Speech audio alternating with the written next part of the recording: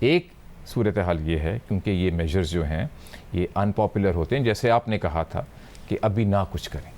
لیکن اس کا ایک نقصان ہے، اور نقصان ہی ہم نے 2018 میں دیکھا تھا کہ کیونکہ ہم نے ٹائملی بیسس پہ فیصلے نہیں کیے تو کرنٹ اکاؤنٹ ڈیفیسٹ بہت بڑھ گیا، مارکیٹ کو کانفیڈنس نہیں رہا کہ یہ سسٹینیبل ہے۔ ہم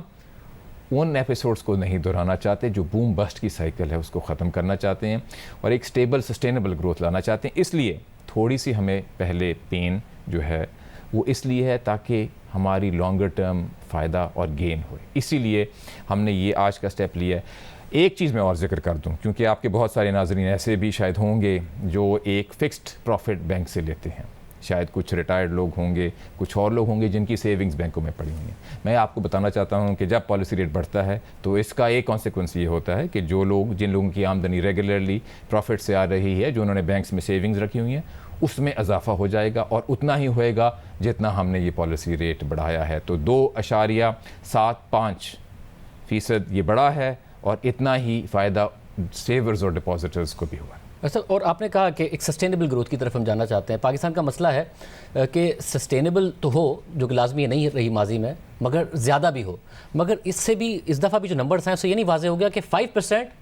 کو ہم ٹچ کرتے ہیں اور اکانومی ہیٹ کرنا شروع کر دیتی ہے، اور پھر اسے کرٹیل کرنے کے لیے آپ کو میجرز لینے پڑتے ہیں جو آپ اس وقت لے رہے ہیں۔ تو سسٹینیبل ہو 7% تو کم از کم ہو تاکہ امپلائمنٹ اتنی جنریٹ ہو جتنی کہ اکانومی میں اس وقت پاپولیشن گروتھ ہے۔ تو وہ تو ہمیں 5% پھر نہیں نظر آ گیا کہ 5% سے اوپر ہم نہیں جا سکتے، ہمارا وہی کرنٹ اکاؤنٹ ڈیفیسٹ کا کرائٹیریا، کرنٹ اکاؤنٹ ڈیفیسٹ کا کرائسس کریٹ ہو جاتا ہے۔ آپ کے سوال کے دو جواب ہیں۔ پہلا جواب یہ ہے کہ فی الحال ابھی جو ہماری سچویشن ہے وہ ایسے ہی ہے کہ ہماری اکانومی کی گروتھ پہ نیچرل سپیڈ لمٹ ہے،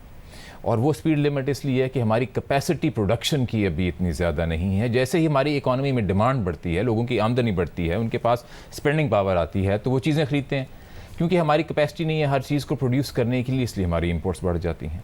تو فی الحال تو اسٹیٹ بینک یہ دیکھتا ہے کہ گروتھ 4 اور 6 کے درمیان سسٹینیبل رینج میں ہے،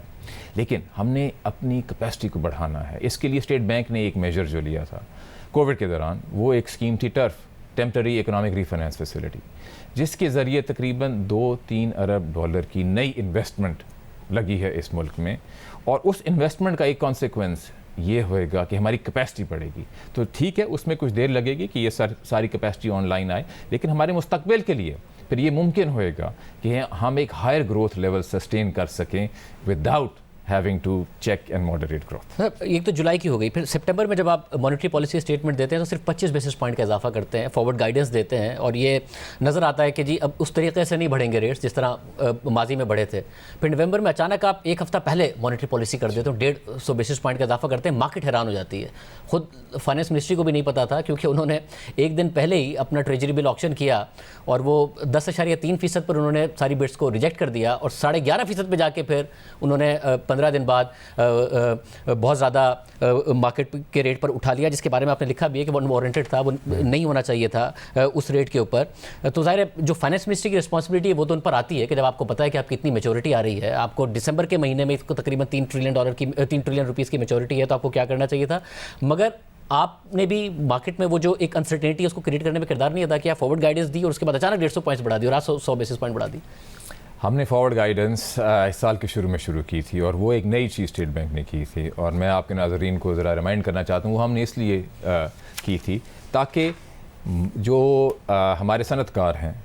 ان کو ڈیسیجن میکنگ میں تھوڑی سی اور کانفیڈنس آئے اور پریڈکٹیبلٹی آئے، ٹھیک ہے، جو ہم نے ہی شروع کی تھی، اور ہم بھی چاہتے تھے کہ اس کو اسی طرح آگے لے کے چلیں۔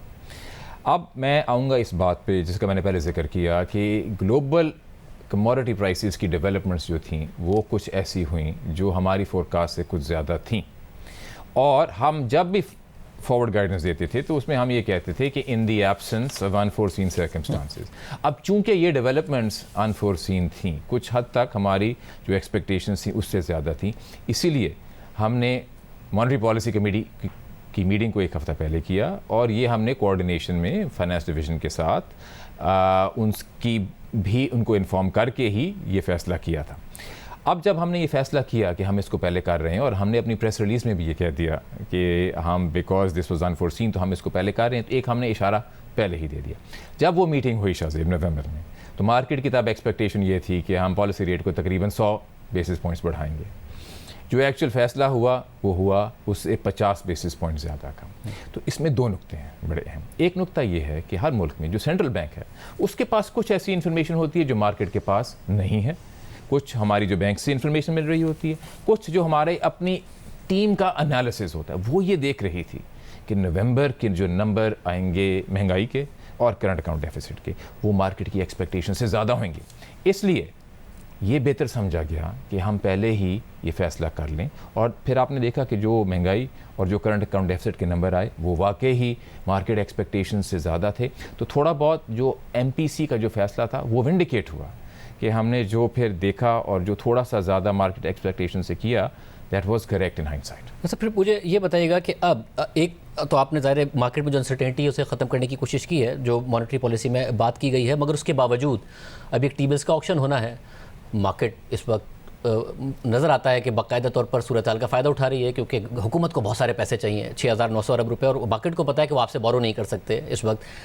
تو کیا آپ کیونکہ سیکنڈری مارکیٹ میں کم از کم کچھ کریں گے جس کی وجہ سے بینکس کو ایک میسیجنگ جائے کہ صورتحال کا فائدہ نہ اٹھائے, کیونکہ مینیپولیشن کا لفظ استعمال کیا خود شوکت ترین صاحب نے, وزیر مشیر خزانہ انہوں نے آپ سے بھی بات کی ہے. تو کیا اسٹیٹ بینک کوئی کردار ادا کرے گا کہ یہ نیچے بھی انسرٹینٹی ختم ہو اگلے ٹی بل کے آکشن میں؟ اگر ضرورت پڑی تو ہم بالکل کردار ادا کریں گے, اور میں یہ بڑے واضح طور پہ پیغام دینا چاہتا ہوں, اور ہم نے اسٹیٹمنٹ میں لکھا بھی ہے کہ جو ٹریجری بل آکشن میں جو دسمبر 1 کو ہوئی جو انٹرسٹ ریٹ بڑھے وہ انوارنٹڈ تھا, اور ہماری تاریخ میں ہم نے اس طرح کی اسپریڈ یا ڈفرینس پالیسی ریٹ اور 3 منتھ ٹریجری بل ریٹ میں نہیں دیکھا. اور یہ میں پیغام دینا چاہتا ہوں کہ اگر اس قسم کی ڈیولپمنٹس ہوتی ہیں تو اسٹیٹ بینک اس کو ایسے نہیں دیکھے گا کہ یہ صرف فائنانس ڈویژن کی پرابلم ہے. ہم اس کو ایسے دیکھیں گے کہ یہ ہماری پرابلم ہے, and we will be ready to take any and all measures کہ اس قسم کی انوارنٹڈ چیزیں نہ ہوں. کیوں؟ دیکھیں, ایسی جب ڈیولپمنٹس ہوتی ہیں تو یہ انسرٹنٹی کی سینس کو اور بڑھاتی ہیں,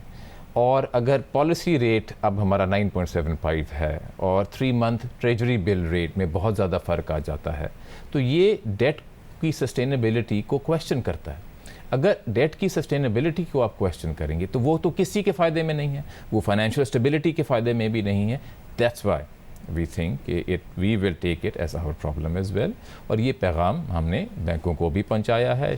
فائنانس منسٹر صاحب اور میں نے مل کے بینکوں کے ساتھ میٹنگ بھی کی تھی, اور یہی ان کو پیغام پہنچایا تھا کہ جس طرح ہمارے ماضی میں ایک آرڈرلی اسپریڈ رہی ہے پالیسی ریٹ اور ٹی بل ریٹ میں, اور ایسے ہی ہم اس کو رکھیں. مطلب ظاہر اسٹیٹ بینک حکومتی ادارہ نہیں ہے, ایک ریاستی ادارہ ہے, اس کا کام نہیں ہے کہ وہ دوسرے انسٹیٹیوشنس کو گائیڈ کرے, مگر ایک ڈسکنیکٹ ہے جس میں اب ذمہ داری کہاں ڈالی جائے. کہ آپ نے سپٹمبر میں نظر آ گیا تھا, آپ نے بتا دیا تھا کہ 7 سے 7.25% کیا ہے اور اسٹیٹ بینک دیکھے گا چیزوں کو. اس کے باوجود سپٹمبر سے کے بعد جو 3 مہینے میں ہم دیکھتے ہیں ٹریجری بل آکشنز, اس میں 3 ماہ کے پیپر میں کوئی 73% حکومت نے اٹھایا ہے, کوئی 21-22% اٹھایا ہے 6 ماہ کے پیپر میں, اور 1 سال میں کوئی 7% اٹھایا ہے. تو اس وقت شارٹ ٹرم کیا جس کی وجہ سے ہمیں نظر آ رہا ہے ڈسمبر میں بھی کہ بہت زیادہ رول اوور کرنا ہے, بہت زیادہ مارکیٹ سے بورو کرنا ہے. پہلے بھی جب 13.25% پر انٹرسٹ ریٹ تھا تو لانگ ٹرم میں شفٹ ہو گئے, جس کی شوکت ترین صاحب بھی بہت زیادہ تنقید کرتے تھے کہ جی اس وقت کوئی 1,500 ارب روپے سے 29 ارب روپے پر ہم نے سود کی ادائیگی پہنچا دی. پھر نومبر میں ہمیں نظر آیا کہ آپ کی پالیسی اناؤنسمنٹ ہو رہی ہے, اس سے 1 دن پہلے 10.5% کو ریجیکٹ کر دیتی ہے منسٹری حکومت, اور اس کے 14 دن بعد 11.5% پر جا کر اٹھاتی ہے. اس کا کیا کیا جائے کہ یہ جو نقصان ہوتا ہے ظاہر ہے, اور اس سے آخر میں تو یہی ہوگا کہ اگر ہائر سائڈ پر حکومت جا کے پیسے اٹھائے گی تو پیسہ مارکیٹ میں ہی آئے گا, آپ کی مانیٹری پالیسی کا کوئی فائدہ نہیں ہوگا ٹائٹننگ کا. تو کیا کیا جائے اس کا؟ دیکھیں, ایک تو میں آپ کو یہ کانفیڈنس دینا چاہتا ہوں کہ فائنانس ڈویژن اور اسٹیٹ بینک میں کوآرڈینیشن جو ہے وہ بڑے اچھے انداز سے چل رہی ہے. اب آپ کا جو اسپیسیفک سوال ہے وہ یہ ہے کہ فائنانس ڈویژن کیسے فیصلہ کرتی ہے کہ کس ریٹ پہ ٹریجری بلز کو اٹھانا ہے. اب مناسب تو یہی ہوگا کہ یہ سوال آپ فائنانس ڈویژن سے کریں اور آپ کو اس کا جواب مل بھی جائے گا. میری صرف گزارش یہ ہوگی کہ دیکھیں, ہر ادارے میں اور اسٹیٹ بینک میں بھی بہت ساری مجبوریاں ہوتی ہیں, بہت ساری ایسی کنسیڈریشنز ہوتی ہیں جس کا شاید ساری پبلک کو نہ پتہ ہو. لیکن یہ آپ یقین رکھیں کہ فائنانس ڈویژن اور اسٹیٹ بینک آف پاکستان مل کے ہی اس گول پہ کام کر رہے ہیں کہ ہماری گروتھ کو ہم سسٹینیبل رکھیں. اگر مارکیٹ میں تھوڑی سی والیٹیلٹی ہوتی ہے جیسے ہوئی ہے, ہم دونوں نے مل کے یہی پیغام پہنچایا ہے مارکیٹ کو کہ اب going forward we will ensure کہ ایسی والیٹیلیٹی نہ ہو اور خام خواہ مارکیٹ کو دھچکے ایسے نہ ملیں. انشاءاللہ آئی ایم کوائٹ کانفیڈنٹ